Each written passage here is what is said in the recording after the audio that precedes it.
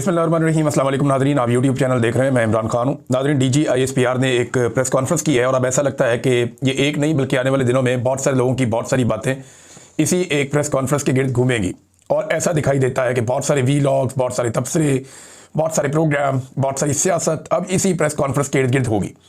आज पहला दिन है, आर्मी चीफ को एक्सटेंशन मिले हुए और मज़ीद 5 साल इनको मिल गए, आर्मी चीफ को भी और जो एयर चीफ हैं उन्हें भी, और बहुत सारे इख्तियारात भी मिल गए, बहुत सारी ताकत भी मिल गई।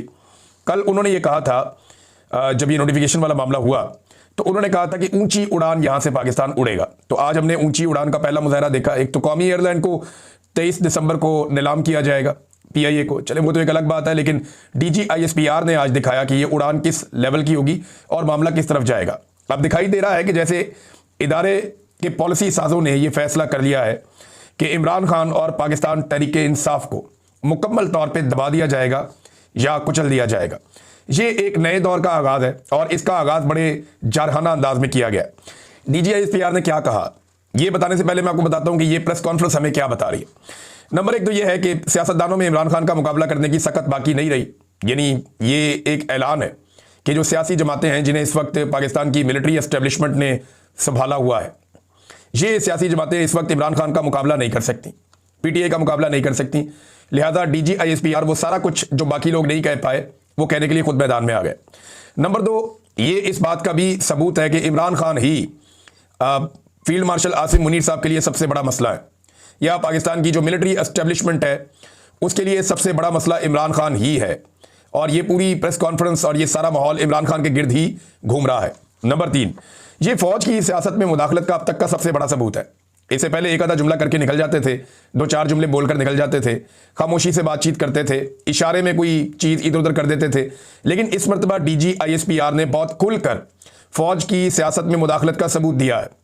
ये उन्होंने अपने हलफ से खिलाफ वर्जी की है, हलफ से गद्दारी की है, क्योंकि हलफ उन्हें ये इजाज़त नहीं देता। जिस तरह की आज उन्होंने प्रेस कॉन्फ्रेंस की, उनका हलफ इसकी इजाज़त नहीं देता। नंबर 4, ये एक्सटेंशन की जो बुनियाद बनी थी ना, मैं आपको काफ़ी दिनों से खबर दे रहा था और बार बार आपको मैं कह रहा था कि नवाज शरीफ साहब इमरान खान से छुटकारा चाहते हैं और इसी बुनियाद पे वो जो मांगा जाएगा वो दे देंगे और एक्चुअली डील इस चीज़ पे होनी है। तो वो भी साबित हो गया कि जैसे ही एक्सटेंशन मिली, जो पहला हमला किया गया इदारे की जो क़यादत है उसकी जानिब से, वो इमरान खान पे किया गया। तो इमरान खान से छुटकारे वाला मामला जो है वही सामने आ रहा है और इमरान खान ने एस्टेब्लिशमेंट के आसाब पे काफ़ी गहरी चोट लगाई है, बहुत गहरी चोट लगाई है, बड़ी तकलीफ पहुंचाई है पाकिस्तान की एस्टेब्लिशमेंट को इमरान खान ने, ये भी साबित होता है। फिर आसिम मुनीर साहब का जो नया टन्योर शुरू हुआ है, ये मुकम्मल सियासी अज़ाइम के साथ शुरू हुआ है, ये भी दिखाई दे रहा है। वरना इस किस्म के अल्फाज, ऐसे जुमले कभी भी हमने DG ISPR के मुंह से नहीं सुने थे। इससे पहले कभी ऐसा अंदाज इख्तियार नहीं किया गया। तो अब ये क्यों किया गया, ये सवाल बहुत सारे सहाफ़ी पूछ रहे हैं, एक दूसरे से पूछ रहे हैं, हैरान हो रहे हैं और उन्हें समझ नहीं आ रही कि ये क्यों किया गया और इसकी ज़रूरत क्या थी इस वक्त। इमरान खान के लिए नए चैलेंजेस होंगे, उनकी जमात के लिए नए चैलेंजेस होंगे और DG ISPR के लिए एक मेरा छोटा सा जुमला, बल्कि ये बड़ा एक ज़बरदस्त पंजाबी शेर है और उसका मतलब ये है, सादा सादा मैं शेर सुनाया तो आपको, कि जो बोल ज़बानों निकल गया वो तीर कमानों निकल गया। आपने जो कह दिया वो कह दिया, ये अब वापस नहीं हो सकता। ये अब कैमरों ने महफूज कर लिया, रिकॉर्ड का हिस्सा बन गया, इसके ऊपर तहरीरें लिखी जा चुकी, अब वापसी का कोई रास्ता नहीं है। 2-3 सहाफ़ियों ने बड़े अच्छे सवालात किए। एक तो मंसूर अली खान साहब का बड़ा शानदार सवाल था। उन्होंने पूछा, जनाब सारे ही गद्दार है, सारे के सारे जो है वो सिक्योरिटी थ्रेट है। जब से पाकिस्तान बना है तब से लेकर अब तक उन्होंने फिर मिसालें दी, फातिमा जिन्ना की, नवाज शरीफ तक वो आए, उन्होंने कहा जी सारे के सारे सिक्योरिटी थ्रेट है, अब इमरान खान भी है, तो ये तो आपकी पॉलिसी बदलती रहती है, तो क्या आइंदा भी बदल जाएगी। अच्छा सवाल था बहुत मंसूर अली खान साहब का। अफसा कोमल साहिबा ने बड़ा अच्छा सवाल किया और ये भी इससे मिलता जुलता उनका एक क्वेश्चन था कि जनाब ये तो बहुत पुराना एक बयानिया जो हर दफ़ा बनाया जाता है। तो इसके जवाब में अजमल जामी साहब का सवाल भी अच्छा था। अच्छा, इसके जो जवाब था ना उसमें DG ISPR ने बड़ी अजीब बात की। उन्होंने कहा जी इससे पहले हमने कभी किसी को इस तरीके से टारगेट किया है या इस तरीके से हमने कभी किसी का नाम लेके इस तरह किया है। तो चले मैं आगे जाके बताता हूँ एक्चुअली DG ISPR ने कहा क्या और अब उसके ऊपर रद्द-ए-अमल किस नौयत का आ रहा है और किस नौयत का आएगा। एक तो DG ISPR की जो प्रेस कॉन्फ्रेंस है वो कोई ज़्यादा लोग देख नहीं रहे थे। सोशल मीडिया के ऊपर ये सिर्फ अब जो फैलाई जा रही है क्लिप काट काट के वही वायरल हो रहे हैं। ओवरऑल प्रेस कॉन्फ्रेंस को लाइव बहुत कम लोगों ने देखा, हालांकि इतनी इंपॉर्टेंट इतनी बड़ी प्रेस कॉन्फ्रेंस को 1-1.5 लाख आदमी तो देख रहा होना चाहिए ना। इमरान खान साहब जब बोलते थे तो ऐसे ही लाखों लोग देखते थे, लेकिन यहाँ पे बहुत थोड़े चंद हज़ार मिला ले, सारे के सारे मिला के तो बहुत थोड़े लोग थे। अच्छा, DGISPR ने एक तो सुहेल अफरीदी के बारे में कहा कि कुत्ता भौंक रहा होता है तो उसके बारे में ज़्यादा परेशान होने की ज़रूरत नहीं होती, ये बहुत ही लो लेवल है और यूनिफॉर्म पहन के उन्हें ये बात नहीं करनी चाहिए थी, और अगर ऐसी बातें करनी थी तो यूनिफॉर्म के बगैर आना चाहिए था। ये बड़ी नामुनासिब बात है। ऐसी ज़ुबान तो कभी सियासतदानों ने भी इस्तेमाल नहीं की, लेकिन DGISPR की इस तरह की ज़ुबान इस्तेमाल करने के बाद ये तो मैं आपको गारंटी दे रहा हूँ कि सियासत के मैदान में आग लग जाएगी। क्योंकि अब वो पॉलिटिकल पार्टीज जो फौज की ताकत के ऊपर इन्हिसार करते हैं अपनी सियासत के लिए, वो इससे भी 2 कदम आगे जाने की कोशिश करेंगे। अब आपको ज्यादा गाली नजर आएगी, ज्यादा बदतमीजी और ज्यादा नफरत नजर आएगी, जो आज की इस प्रेस कॉन्फ्रेंस के अंदर स्टार्ट हो गया मामला। उन्होंने कुत्ता कह दिया एक वजीर आला को। फिर उन्होंने इमरान खान के बारे में कहा कि ये शेख मुजीबुर रहमान जो इस मुल्क का सबसे बड़ा गद्दार है, उससे बहुत मुतासिर है। ये बार बार उसकी मिसालें देता है। ये इमरान खान के बारे में DGISPR ने कहा। तो इसमें जनाब इमरान खान साहब शेख मुजीब की नहीं, याया खान की बात करते हैं। देखिए, याया खान के कारनामों से, उसकी रंगीनियों से किताबें भरी पड़ी हैं। DGISPR साहब अगर उन किताबों को पढ़ें तो उन्हें पता चले कि याया खान ने हमूद रहमान कमीशन की रिपोर्ट निकाल कर पढ़ लें, वो तो हुकूमत पाकिस्तान की है, जिसे बड़ा लंबा अरसा पब्लिक नहीं होने दिया गया। तो वो रिपोर्ट भी ये बताती है कि शेख मुजीब से बड़ा दुश्मन पाकिस्तान का याया खान था, जिसकी रंगीनियों की वजह से और जिसकी हरकतों की वजह से और घटिया सियासी हिकमत अमली की वजह से जो जुल्फ़िकार दी भुट्टो के साथ मिलकर उसने गेम डाली, इन वजूहात की बिना पर पाकिस्तान 2 लख्त हुआ। शेख मुजीब भी उसका एक मुजरिम है, याया खान भी उसका एक मुजरिम है और भुट्टो भी इसका एक मुजरिम है। और शेख मुजीब से बड़ा मुजरिम याया खान है, ये आप उठाकर देख ले। पाकिस्तान 2 टुकड़े हुआ, अब उसके हकायक के ऊपर बात ना की जाए। जब बात की जाएगी तो सबसे बड़ा मुजरिम याया खान निकलता है, जिसने जानबूझकर अपने फायदे और अपने मफाद के लिए पाकिस्तान को 2 टुकड़े होने दिया, और उसकी हरकतों की वजह से, उसकी रंगीनियों की वजह से ये सब कुछ हुआ, और इसके ऊपर किताबें भरी पड़ी हैं। अब इमरान खान साहब जब हमूद रहमान कमीशन की रिपोर्ट की बात करते हैं, याया खान की बात करते हैं, मुजीबुर रहमान की बात करते हैं, तो इसको ऐसे लिबादा देकर ये कहना कि जी वो सिर्फ शेख मुजीब से मुतासिर है, ऐसी बात नहीं है। इमरान खान ने कभी पाकिस्तान टूटने की बात नहीं की, पाकिस्तान को तोड़ने की बात नहीं की। उसने हमेशा ये सवाल उठाया कि पाकिस्तान को क्यों तोड़ा गया और कौन इसके लिए जिम्मेदार है।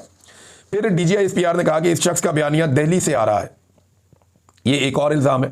पहले ये कहा गया कि इमरान खान का जो ट्विटर अकाउंट है वो इंडिया से चलता है, फिर ये बहुत सारे और लोगों पे इल्ज़ाम लगाए गए। तो पाकिस्तान में ना बड़ा आसान होता है कि जब भी कभी कोई आपके मफाद के खिलाफ जाए तो पाकिस्तान की मिलिट्री एस्टेब्लिशमेंट फौरी तौर पे उसे इंडिया के साथ जोड़ देते हैं। पहले इसराइल के साथ जोड़ देते थे, आजकल इसराइल के साथ अच्छी यारी है पाकिस्तान की एस्टेब्लिशमेंट की, तो अब इंडिया के साथ जोड़ देते हैं और वो ये कहते हैं जी इंडिया के साथ ये शामिल है। बल्कि मैं हैरान हुआ, उन्होंने एक और बात की।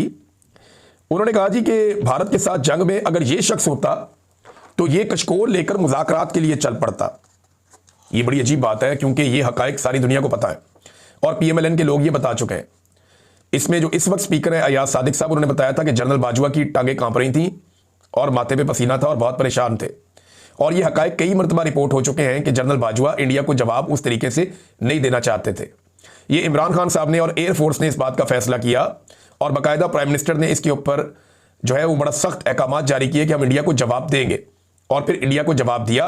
इंडिया के तैयारे उस वक्त भी गिरे थे और पहली मरतबा इसका आगाज इस दौर में, जदीद दौर में, इमरान खान साहब के दौर में हुआ था।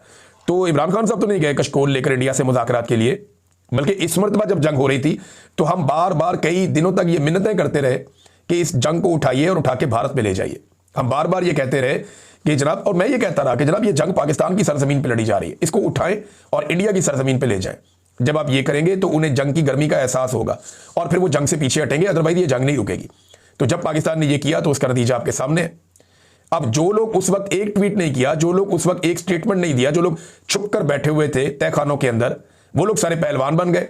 और जेल में बैठा हुआ इमरान खान, जिसने इंडिया पाकिस्तान की हालिया जंग के मौके पर भी पाकिस्तान के साथ पूरी ताकत से खड़े होने का कहा, वो इमरान खान आज गद्दार हो गया। और उसके बारे में कह रहे हैं कि अगर भारत के साथ जंग में ये होता तो कशकोल लेकर मुज़ाकरात के लिए चल पड़ता। भी क्यों चल पड़ता? पिछली जंग में याद नहीं है इसने क्या किया था और आर्मी चीफ जनरल बाजवा ने क्या किया था। फिर कहते हैं अफगानिस्तान से रियासत की पॉलिसी दुरुस्त नहीं है, ये इमरान खान क्यों कहता है? ये भी उन्होंने एतराज़ उठाया।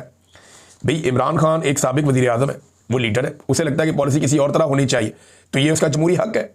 अगर वो ये कहता है कि मुज़ाकरात करो और दहशतगर्दी को खत्म करने का पुराना फार्मूला छोड़कर तरीके से दहशतगर्दी के खिलाफ सबको इकट्ठा करके लड़ो, तो ये कौन सी इमरान खान गलत बात करता है? फिर एक और बात DGISPR ने कही, और ये शायद बदले के तौर पे कही, क्योंकि इमरान खान साहब आसिम मुनीर को ज़हनी मरीज कहते हैं, तो DGISPR ने कहा कि ये शख्स ज़हनी मरीज है, पाकिस्तान की जड़ों के खिलाफ काम कर रहा है। देखिए, पाकिस्तान की जड़ें किस चीज़ में है? किसी एक इदारे में तो नहीं है, किसी एक शख्सियत के अंदर भी नहीं है, ना अकेला इमरान खान पाकिस्तान हो सकता है, ना अकेला DGISPR पाकिस्तान हो सकता है। पाकिस्तान है कौन? पाकिस्तान 25-26 करोड़ लोगों का मुल्क है। इस मुल्क को चलाने के लिए वो तरीकाकार होना चाहिए जो पूरी दुनिया के ममालिक को चलाने के लिए है, यानी रूल ऑफ लॉ, मैंडेट का एहतराम, आज़ादी इज़हार राय, आज़ाद अदलिया, आज़ाद मीडिया, इंसानी हकूक़ की पाबंदियाँ बंद की जाए तो पाकिस्तान बड़ा शानदार चलेगा। जब ये सारी चीज़ें होती हैं तो ये सारी चीज़ों के अंदर जब खराबी पैदा की जाती है तो ये है पाकिस्तान की जड़ों को खोखला करना। ये जो 26वीं और 27वीं आईनी तरमीम है, इस किस्म की तरमीमें जो शख्सियत को बुनियाद बनाकर की जाती हैं, ये किसी मुल्क की जड़ों को खोखला करती हैं और तो कोई चीज़ मुझे इसमें दिखाई नहीं दे रही। खैबर पख्तूनख्वा की हुकूमत की कारकर्दगी पर भी सवालात उठाए DGISPR ने। उन्होंने कहा कि क्या खैबर पख्तूनख्वा के मुकद्दर में लिख दिया गया है कि उन पर मुसल्लत एक टोला अवाम के मुकद्दर से खेलता रहेगा? DGISPR साहब, ये वाहिद सूबा है जहाँ पे अवाम के मैंडेट से हुकूमत बनी है। पंजाब में मैंडेट चोरी करके मरीम नवाज को वज़ीर आला बनाया गया जाली फॉर्म 47 पे। ये तो आपके अपने लोग मानते हैं, आप लोग खुद तस्लीम करते हैं।